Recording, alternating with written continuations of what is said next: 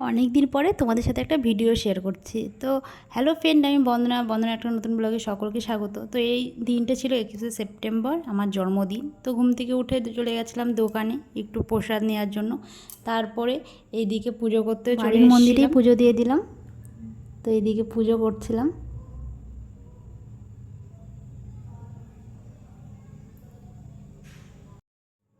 তো পুজো টুজো করে ভেবেছিলাম একটু বাইরে ঘুরতে যাব, তো ঘুরতে যেতে পারিনি, শরীরটা একটু খারাপ হয়ে গেছিলো তাই।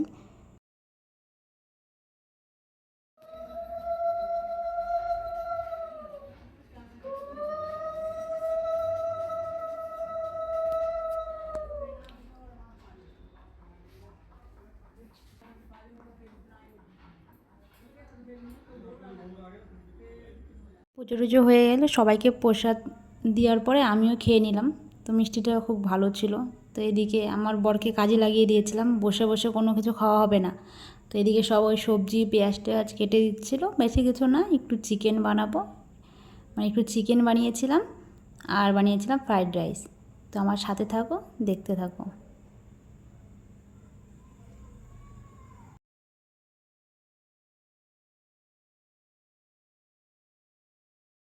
বেশ কিছুক্ষণ পরে আমার রান্না হয়ে গেছিলো। তো এই যে ফ্রাইড রাইস, কেমন লাগছে দেখতে বলবে।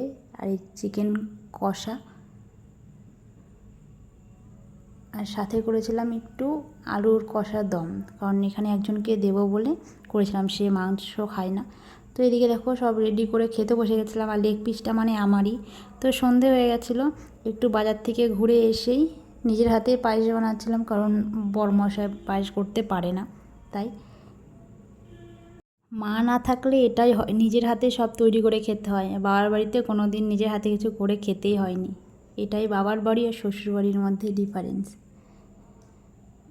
তো আমি বেশি মিষ্টি খেতে ভালোবাসি না, তাই নিয়েছিলাম। আর একটা ছোট্ট কেক নিয়ে আসতে বলছিলাম, কারণ বড় কেক কে খাবে, দুজনই রয়েছিলাম বাড়িতে, কেউ নেই।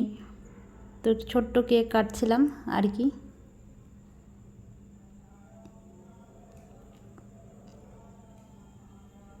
তো দেখো ওকে খাইয়ে দিলাম, তারপর আমি একটু খেলাম। আমার এই কেক খেতে বেশি ভালো লাগে।